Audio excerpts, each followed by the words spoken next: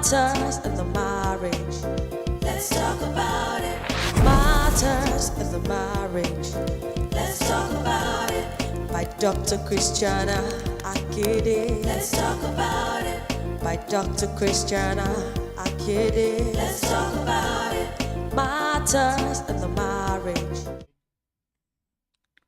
We're not live, right?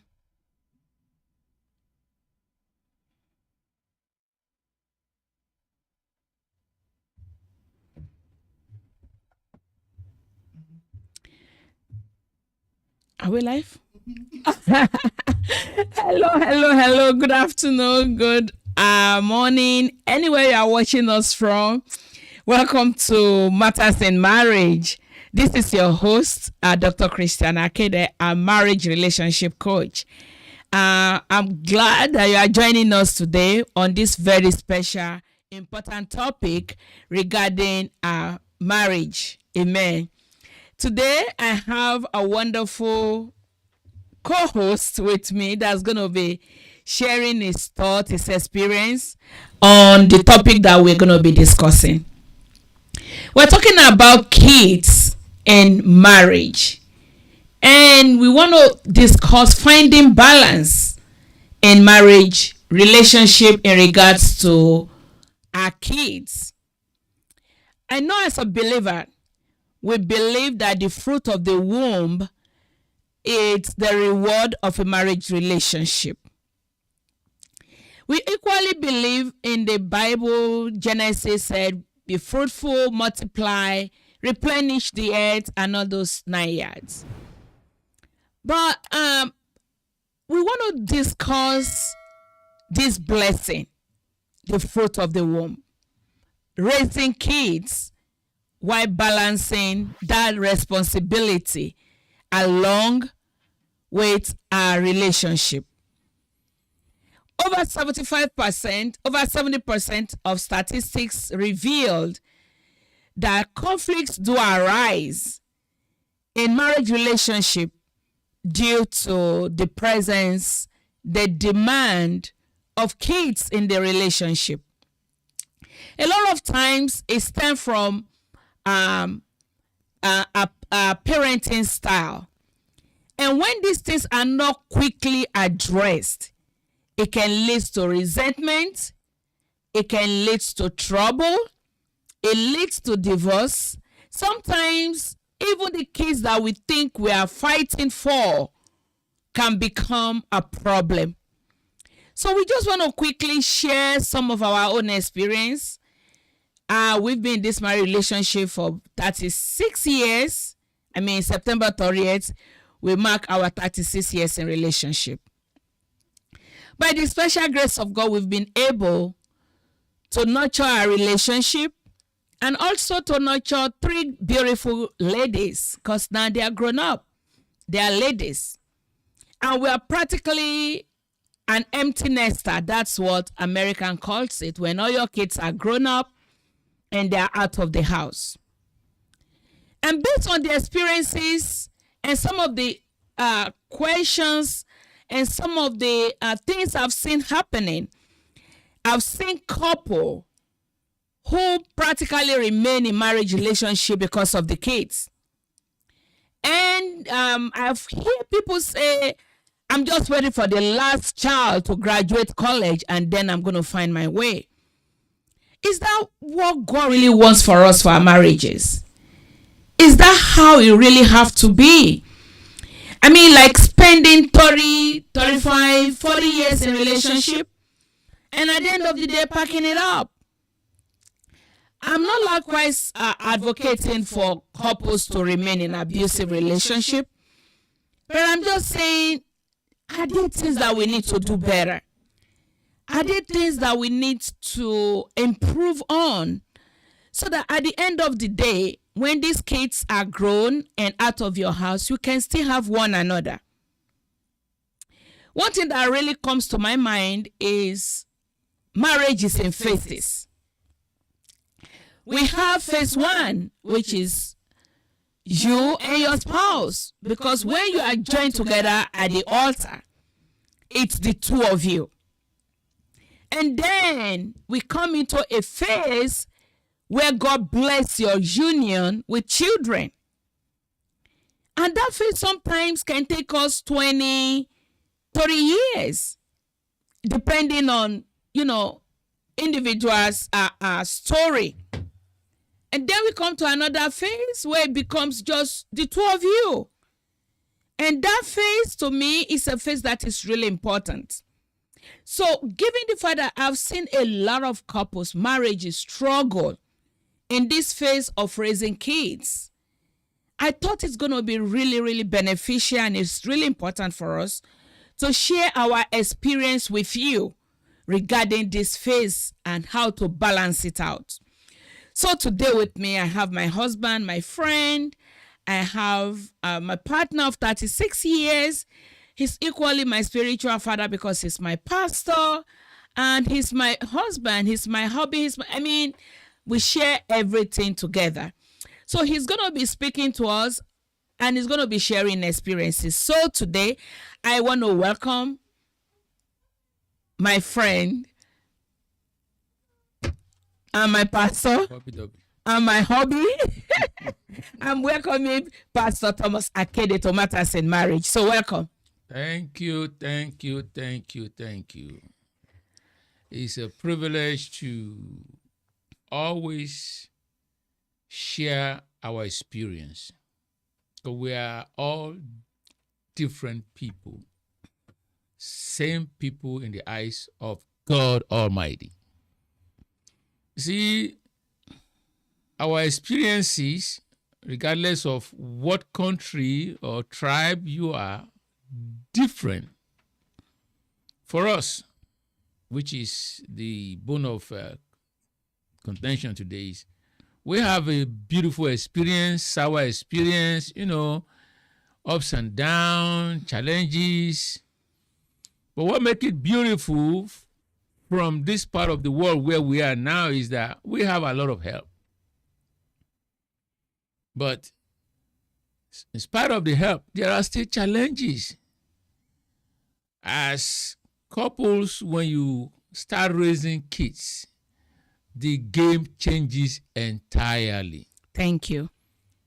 But if you don't have an understanding, a clue of how this works, and you have not seen it before growing up, sometimes it could cause a lot of damages to your relationship. For sure. But one great thing is this. If you love children from the very beginning, the challenges will be minimal, because in your act, you love kids. You love seeing kids around you. But if that is not the case, it is going to be worse.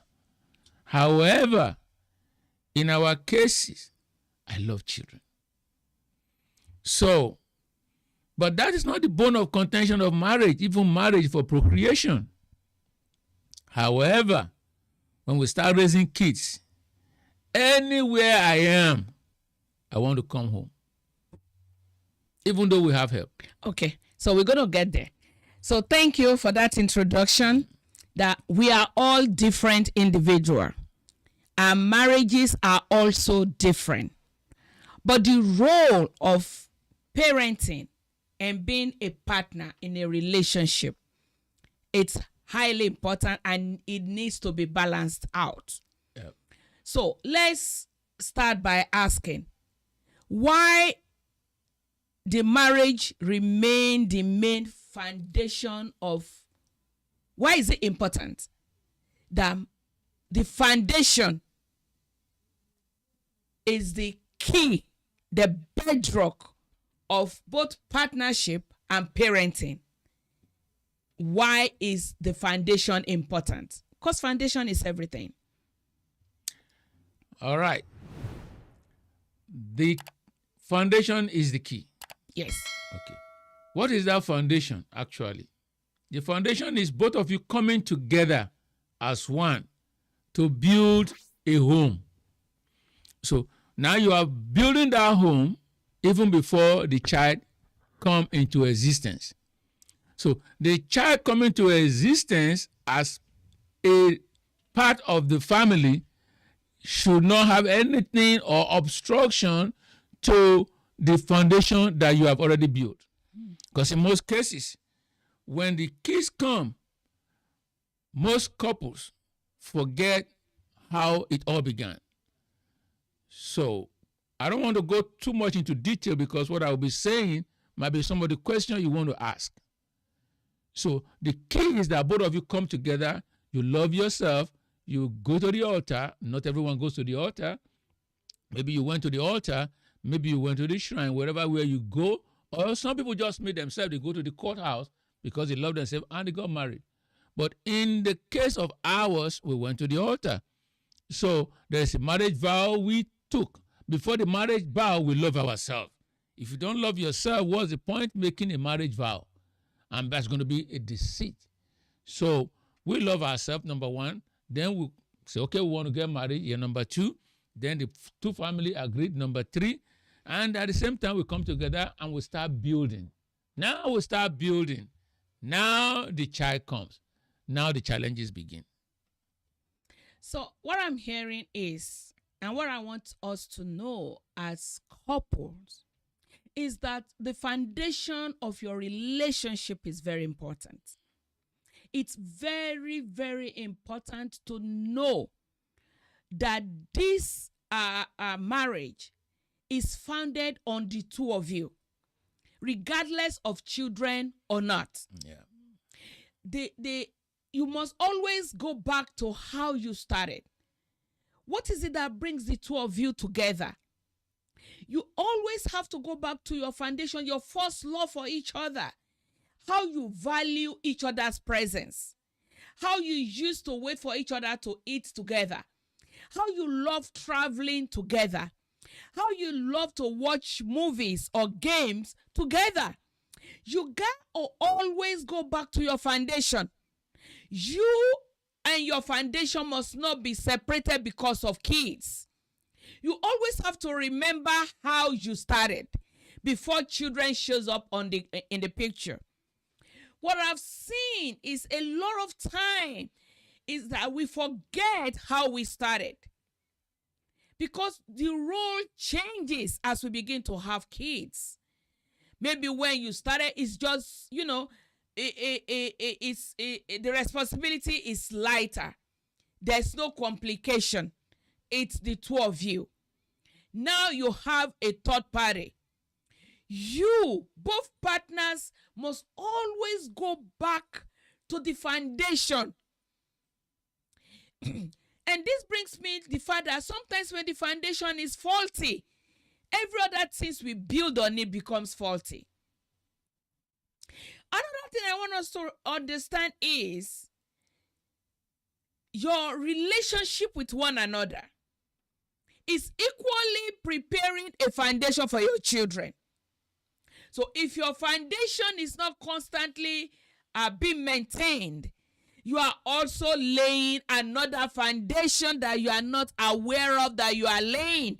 And that is the foundation that the kids will embrace when they grow up.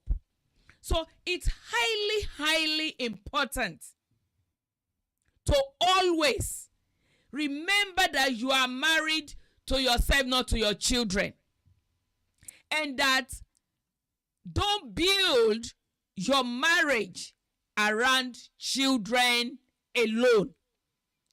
Let the foundation of your marriage be always something that is in your face, like it's me and my husband, or it's me and my wife. The foundation is highly, highly important. Always going back to how you started. Don't ever forget that it's first of all the two of you. No matter what the situation is, it started with the two of you. Yeah. Your marriage started with the two of you. And become one. Now, let me ask, after kids have come into the relationship, the roles begin to change.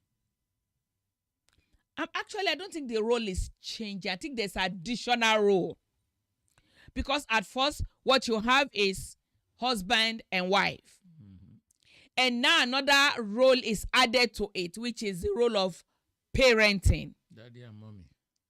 So my question is, how do we embrace the changing roles? Because roles are going to be changing. Yeah, sometimes it's difficult. Last from my first statement I made today. Sometimes it's difficult. Let me use the word is challenging for a lot of men, even the women themselves, because it's a new thing that you are not something new that you are not used to. Okay. You must have seen it through your sister, your brother's family, and stuff like that. Mm-hmm. But this has not come through you. Yes. A whole human being has come to life. Now, how do I embrace this? Even as much as you love, but how do we balance it? How do I care for my husband now that I have a child that I have to care for? Now, the child is so tender, so tender that it takes all your attention rather than the attention you are giving to your spouse, your other partner. Now, it's tough, but we have to deal with it. And how do we deal with it? We got to learn to deal with it. Now, I want to say so many things. I might be jumping the question you are going to ask. Okay? Now, like when a child comes into a house, into that family, now, how do you handle it? Some people can't even carry a child. Some people think when I'm carrying this child might drop. I don't want anything to happen to this child. It's big challenges comes. But the mother knows how to embrace this and hold it. Now, what do you do in that case? I've seen a case where a husband have to always call the wife. The baby is crying. I always seen a case when the husband don't even know how to cook. Don't know how to do anything. What do you do? It's a real challenge. In that case, we have to start learning to do one thing or the other by ourselves. But the greatest thing is you have to be there to see. And when help comes, when you receive support and help from any angle, whether from your family, whether from among friends, whether from among neighbors who have experience on how to nurture a new baby that is born into a family, then you got to pay attention to learn how are they doing it and try to practice it yourself with the help of those who have come to help you so that you can make life easy for both your husband and your wife, both you wife and the husband. Because if we don't, it's going to lead to so many things that may cause damages between the relationship, because it is very stressful when you have a newborn baby. If you don't know what to do, very, very stressful. And because it's so fragile, you don't want to hold the baby. You feel you are trying to hold the baby. You don't even know what to do. Because now priorities have changed. You don't know. I keep repeating, you don't know what to do. But you have to try to learn to know what to do. Now things are better. Now you can go to the social media, to YouTube, to learn. You can go to Google to ask some questions. How do I do this? Then you can start practicing. Am I answering your question? I think in a nutshell, what I'm hearing is parenting is challenging. There is no doubt about it. You welcome the third person into your relationship. What I'm hearing is because of the challenge that is involved in raising kids, you gotta seek help. You gotta seek help, because especially if you're in the advanced country where childcare is kind of expensive, a lot of time you really don't have somebody who is readily available to help you. So what happened is you are juggling your job, you are juggling childcare, you are juggling your mental health, you are juggling a lot of things. There's the tendency to forget the most important relationship, which is the relationship between the two of you that started this whole process. What I'm hearing is our role changed, responsibility increased. So we got to give priority. We got to give attention. I agree that we have children and they need all the help. But we cannot help our kids 100% of the time and neglect one another. Absolutely. Neglecting one another is the bedrock of future problems. Not paying attention to each other's need, because right now you are waking up at night, right now you are buying baby formulas, you are engaged in so many things, you got to go to doctor's appointment, you got to do your job, you have so many things to do. If care is not taken, if you are not intentional about prioritizing your own relationship, there's the tendency for it to be swept under the carpet. And what that does is it starts to build disconnection. You start to disconnect from one another. You start to feel overwhelmed. You start to feel tired. And when that happens, if that is not checked over time, it begins to build distance. And it tends to become, to start producing resentment. Now, I'm going to ask you as a man. Now, a woman has a child, has children. I've heard men say, like, she cares for the children, she doesn't care for me anymore. Talk to me about that from the men's angle. Because women, we are nurturers. We want to nurture the children. As a man, how should you embrace your wife when she's devoting all the attention to the kids? From my own angle, for example, when we have our first baby, my mother came. She was with us. We have a room that is connected to our own master bedroom. So there sometimes when my wife just want to sleep there, my mom will say, leave the baby alone. I'll take care of the baby. You just go and rest. And for me, because I love her, sometimes I go to her and just sleep behind her. Because the door is not locked between the two rooms, my mom will come and say, you guys are so spoiled. She just got a baby. Why are you holding her from the back? I said, Mama, we are not doing anything. That's why we didn't lock the door. Just to let her feel me that I am with her. So you are saying the man needs to be reaching out. Reach out. To your wife. Yeah. It's tough, but you just have to. It's just hold her, embrace her. But when there is nobody to help, like my mom, that was back way home before we come to the United States, where it's very tough. What you still do, we have a baby here anyway. I still do the same thing just to hold her. Sometimes we put the baby in the front, she's by the baby, then I'm just behind her, just holding her. Just that we are doing it together. We are in this together so that I don't have to feel neglected because I bring myself into it. Oh, so you are saying the man needs to involve yourself. Involve yourself. Yeah. Okay. You got to involve yourself. Mm-hmm. Right. A certain period that she's nurturing this baby, those things you do might not come up.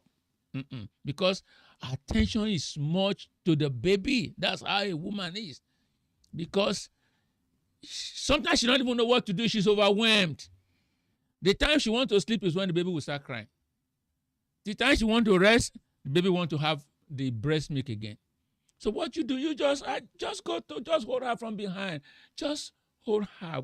Wear your pajamas or whatever, even your regular work clothes when you come home. Just stay behind her. Feel that you are involved. We are in this together. I see what you are going through. Even though I am not there 100% time because I have to go get, depending on what you do, where you work. If you are not working from home, there are people that work from home here. Show that affection and show that you are involved. The key word is that we are involved in this together. Thank you. So this brings us to teamwork. Yeah. So getting involved, to me personally as a woman, because that is your man's view, right? Yeah. Stay involved.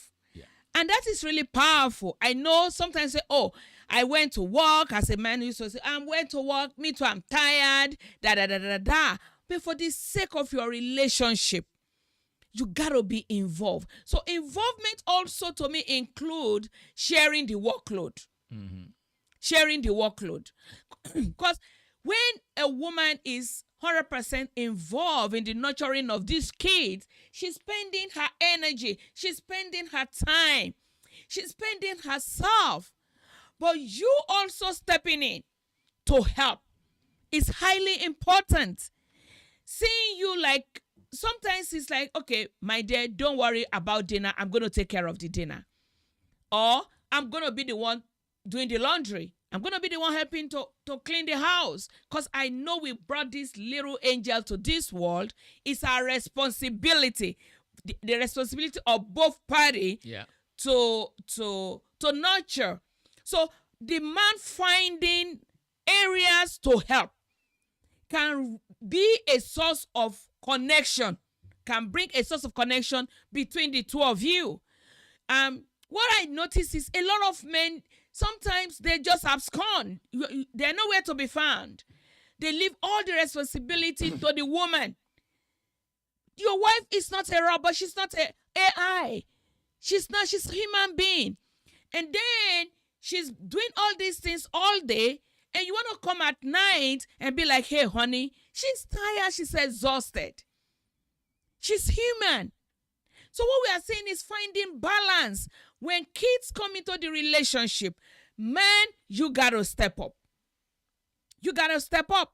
But also, you woman must also know how to request for help.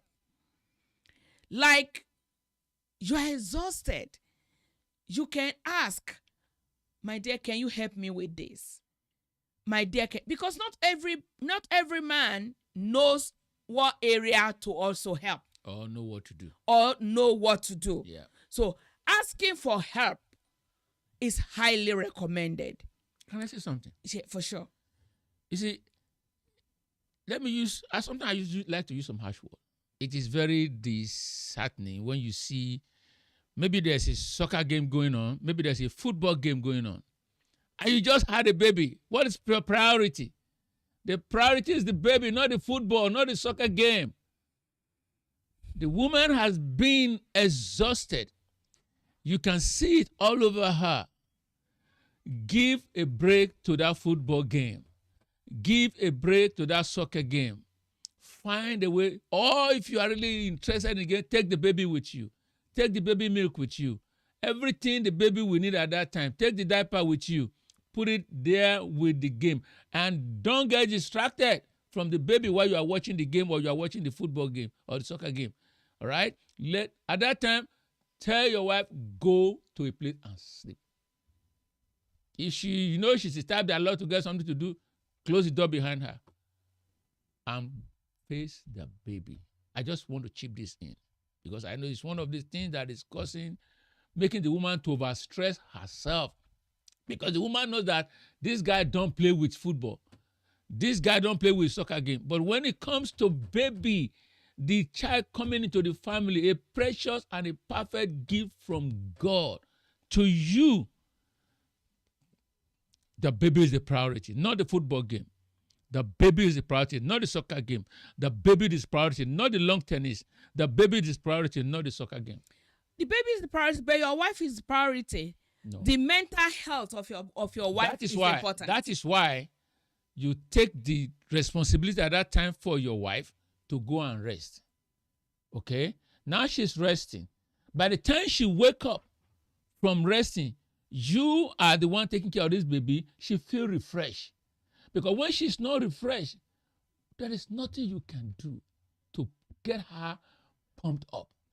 she's refreshed, then she'll be able to do much, more than what you can think or imagine.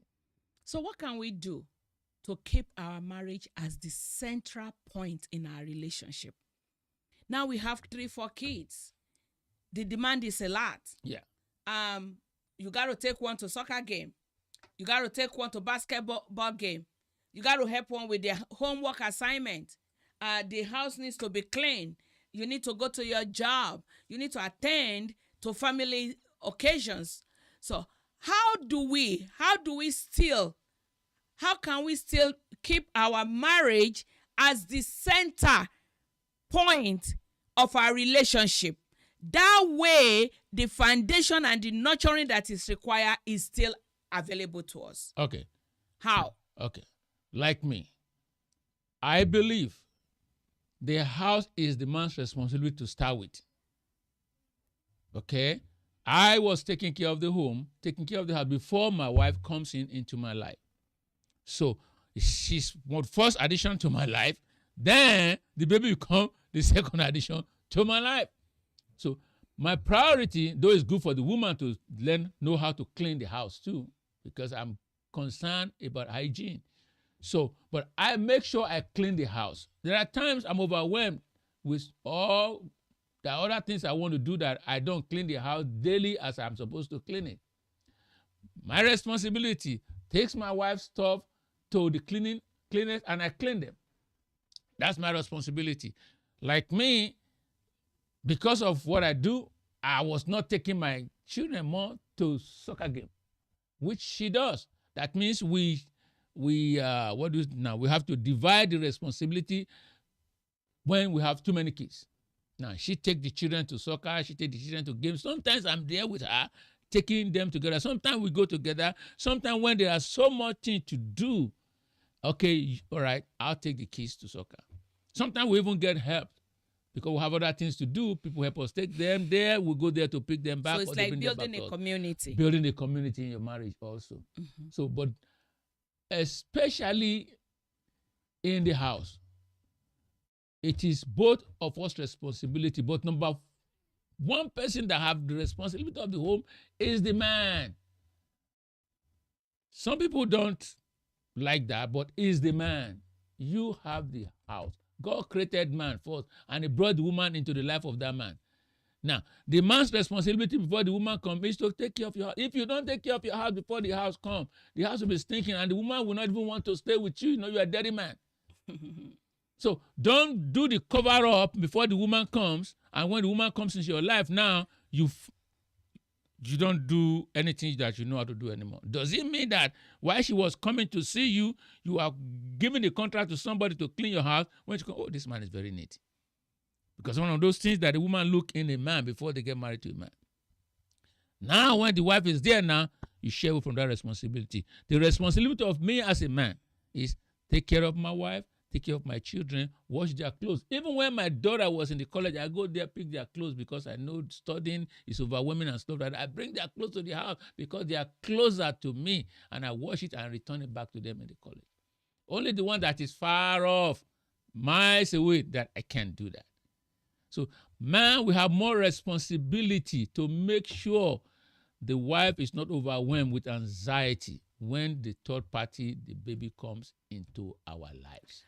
Thank you. So what I'm hearing also, if I'm hearing you correctly, yeah, one of the ways to make sure we make our marriage, because to make our marriage the center of our home, even with the kids, is, like you said, sharing responsibility. Yeah. And the man stepping up.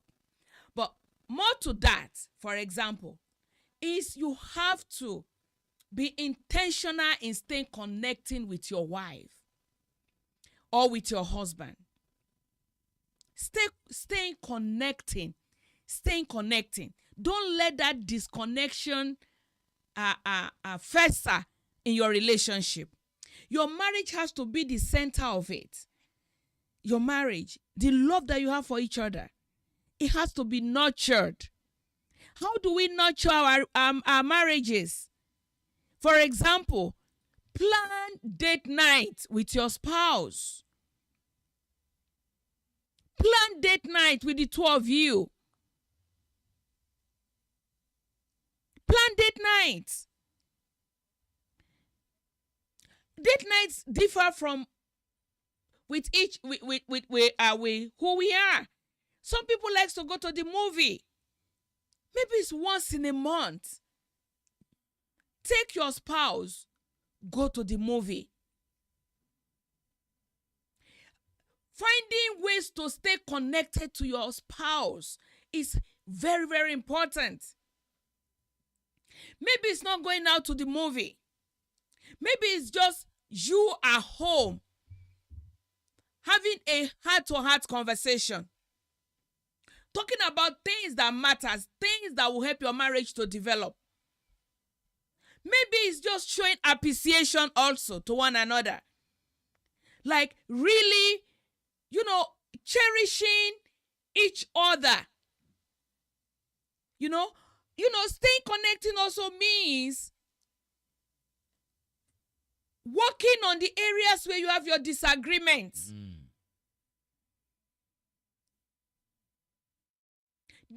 Don't allow resentment to fester unaddressed. If you are a man and you feel your wife now doesn't have time for you, all the time she has is spending it on the baby or on the kids, let her know, honey, I'm missing you. I love you. I want us to stay connected. It looks like you really need help. Or you yourself can begin to look for help and saying, because look, your marriage is important. Your togetherness, your oneness is highly important. If you do all these things for your kids and you don't nurture each other, down the road, you're going to find it difficult and challenging to reconnect again. You got to look for things that brings you together. This brings me to people says, I'm too busy. Look, busyness is going to destroy your relationship if you don't intentionally. I'm saying intentionally. Finding time for each other.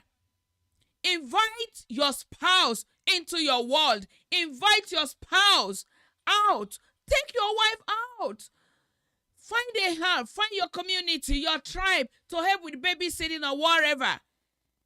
And go and just have time together. You may not spend money. It may just be those things that you used to do in the past. Maybe take your spouse back to where you first of all had your first date. Maybe take her back to where you first of all celebrated her birthday. Maybe your wife is the type that likes gifts. You know your spouse love language.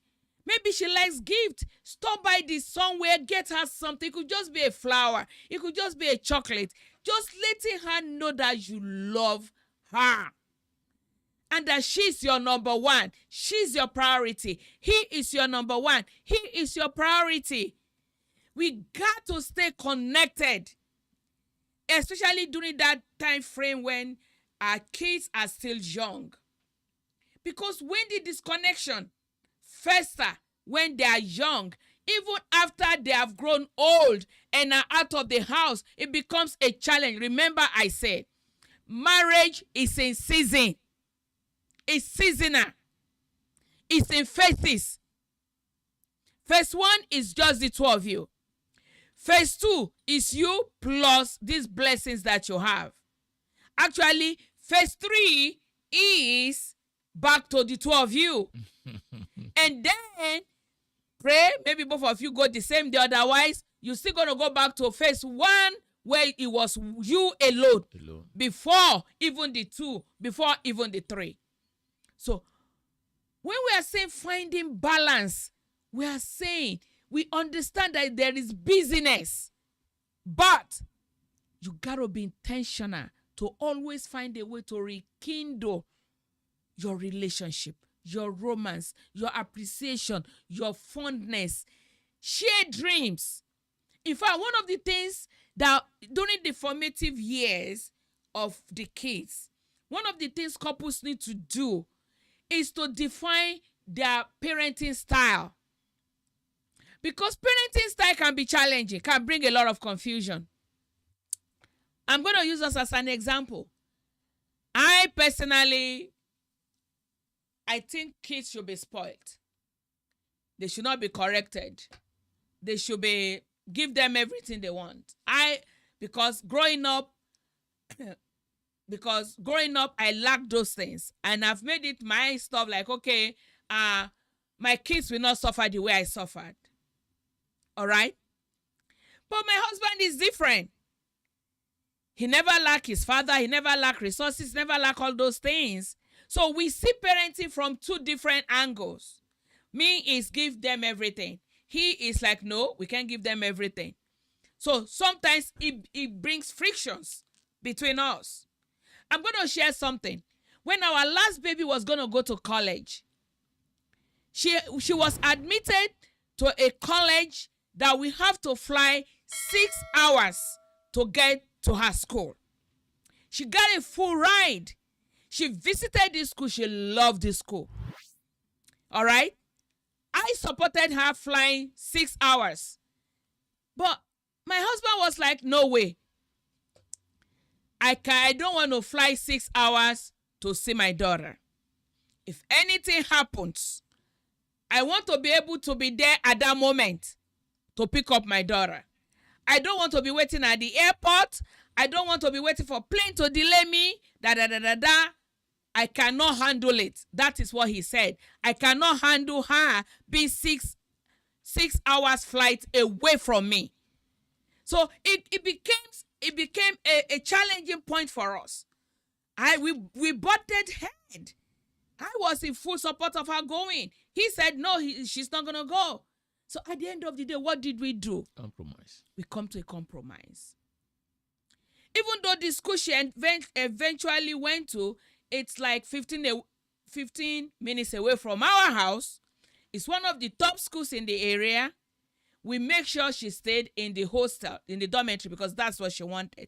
If I'm not going 6 hours flight away from you, I don't want to be in the house. So we said, okay, you're not going to be in the house. We came to a compromise.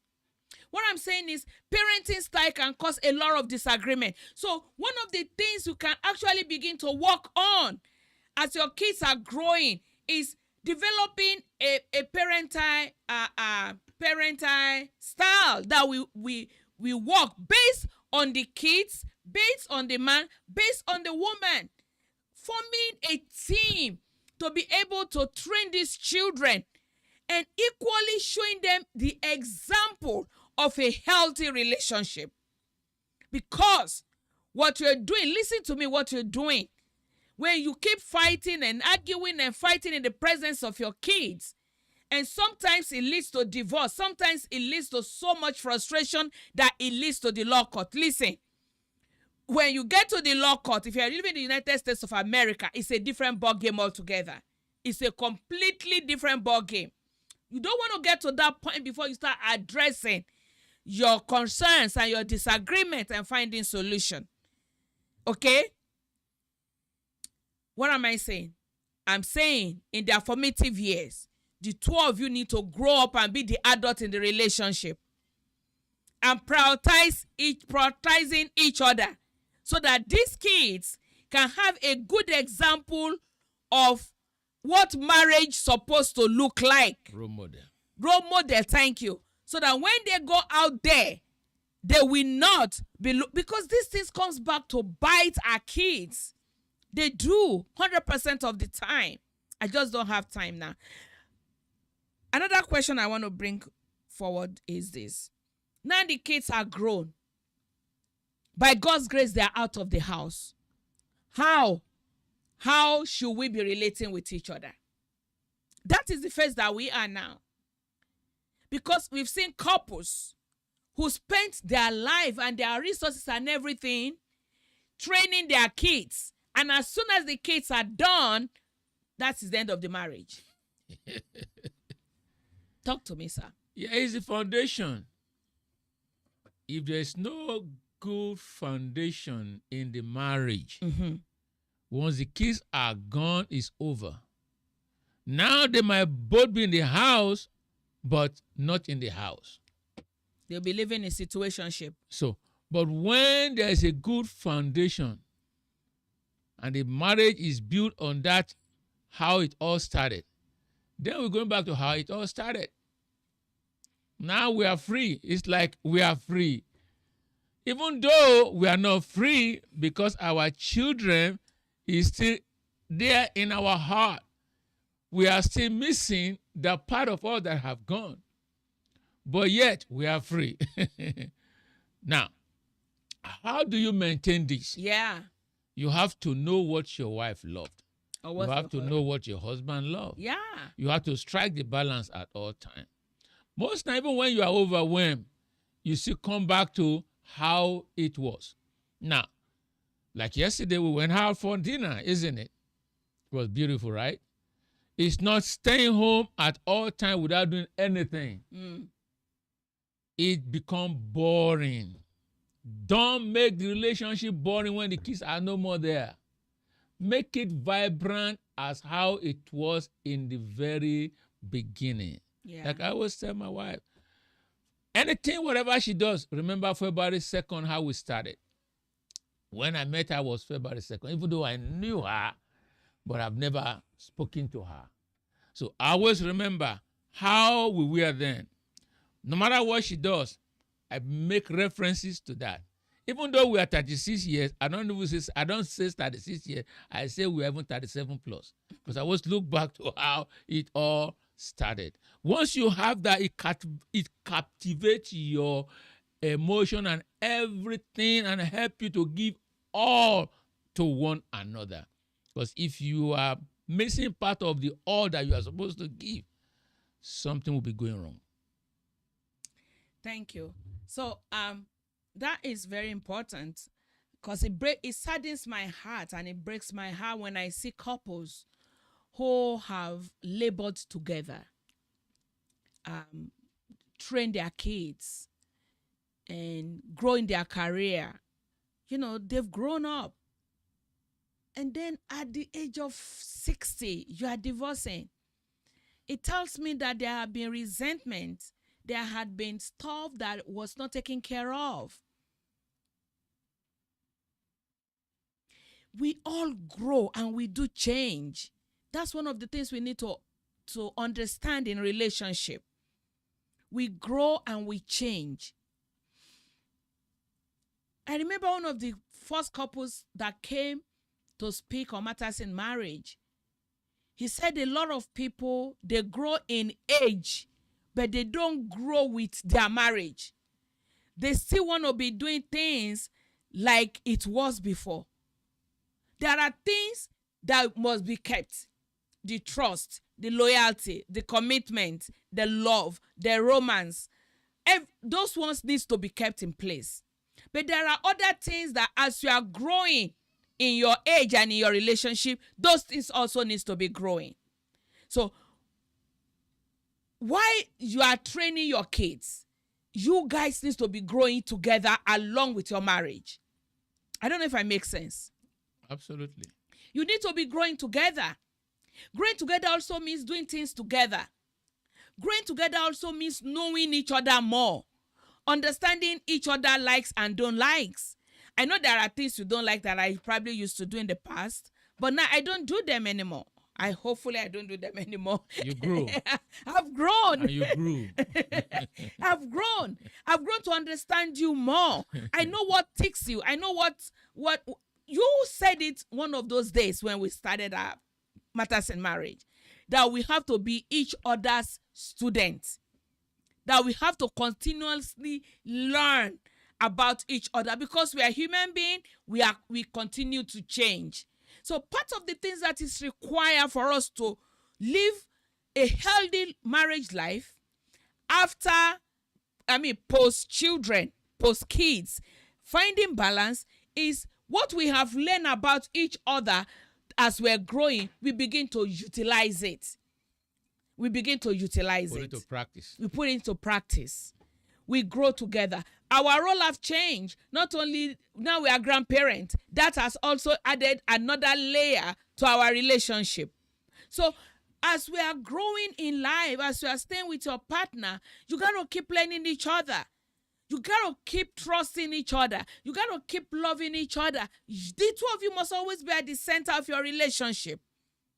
Don't let kids, and you always tells me back then, you always, I remember. It's not about the kids, about me and you. Yeah, you always tell me it's not about the kids, it's about the two of us. Yeah. And he always remind me like, oh, you know what? These kids are going to leave the house. When we are One day, when they we are are gone now. when we are butting heads and we are arguing and stuff, you always be like, you know, a day is coming, all these kids will be gone, and it will be you and I. You know, you always. So what am I saying? We are leaving the end in view. We put the end in view. We know that this is a season. If you have, by the special grace of God, all your kids go, they marry, they go settle and have their own life. You live your marriage life now with the end that you want to see. In the next 20, 30 years, what do we want to be seeing? That should be our driving factor of how we handle now. Yep. If you want to be at the age of 50, 60, you want to be traveling the world when your kids are gone, you want to pick up a hobby, you want to do something that you don't normally do in the past or something like that, keep it in view. Let that be a vision. Share it with your partner. When the demands of the kids and everything by the special grace of God is gone, you can both go into it. And you can begin to do it. Because idleness too can be boring. Idleness can be a challenge, can bring trouble, can bring pain. You know, so as we're involving, what I'm trying to say is this: as we're involving, keep the end in view. Keep what you want to see in view. At the age of 75, by God's grace, you still want to be holding hands. Keep it in view. The children, their health, their well-being, their everything they're going to be, that God lays in your power to do for them, do it for them. But don't neglect each other. Don't neglect each other's need. Resolve your differences. That's why I'm a marriage relationship coach. If you have headache, you go and see a medical doctor. If you have a law situation, you go and see a lawyer. One of the things I've learned is because marriage exposes our weakness. A lot of people don't want to go and see people who can give them tools to make their marriage work. They don't want to. Absolutely. Especially believers. You know what? When I was in my training school, my master coach said, believers don't go to counseling. They don't go to coaching. They don't go to therapy. They say we go to church to pray. But you stay in church and you pray for 20 years and your relationship is nowhere. You need extra help. You need extra tools to navigate the different situations in marriage, because marriage is a tool that God creates to refine us, to bring the best out in us. But before we get to bringing out the best in us, we have to do away with the dross, with the bad things. And the process of bringing the best out of us, part of it is having children. Because children will test your patience. They will test your selfishness. Children will test your love, your perseverance, your kindness, your compassion. When you have children, they're going to test all these things. And if you are not careful, this thing can wreck you, wreck your marriage, wreck your life. And you see people who have invested time in their children because they build their relationship around their children. They say, oh, I'm in this relationship because of my children. How many times have you heard that? That is a wrong statement. You be in your married relationship because you love your partner. Yeah. Because your children, you are just a custodian. God give them to you. It's a gift. A gift. They're going to go and live their own life. But your life and the life of your partner is very important. And it may affect the children also. Exactly. Because they watch what you do. Exactly. they become example of what you do Yes. to prevent that bad experience that they have. Yeah. Some people like the horrible parents. If this is what marriage is, I'm not going to get married. Exactly. So we don't have to be horrible in the presence of our children. We have to be an example that will help them build a home, Yes. a good and a godly home. Exactly. That even in their old age, they can transfer that to their own children too. They A become home that generational. God can honor. Thank you so much. Your final word. Anything you want to say to the audience? Finally, I just want to, as we are encouraging one another, because as we are sharing, we are learning also. It's a mirror. We see ourselves in the mirror. I just want to encourage every individual as you listen to this podcast to understand why you marry. If you understand why you married and you have a foundation that you have built, you don't want any hurricane to come and take away your foundation. You want to make it solid on the rock that when wind comes, when storm comes, the house will be standing. Yeah. Don't allow anything to come in between that foundation that you have built. Love one another. Cherish one another. Help one another. Bear each other's burden. Yeah. Sometimes let the wife relax. Do what you can do. Even though you know you can't do that much, she will laugh. But she will appreciate you because you go over and beyond to do what will make her happy. God bless you. Thank you so much. Thank you for your time, for staying with us on Matters in Marriage. Another episode is going to be coming. I hope this blesses your heart. Please, if you have challenges in your relationship, especially because of your kids, seek for help. Seek for help. Like my husband said, it's a season, it's a phase. It's going to go, that phase is going to go, and it will come back to the two of you. You want to eat the fruit of your labor. You want to enjoy each other at the end of the day. So, guide yourself. Protect your marriage. Lastly, please pray for your marriage. Pray for your spouse. Sometimes your spouse may not be able to verbalize what is happening to her or to him. But your prayer can go a long way to solve some of these demonic attacks that we have in marriages.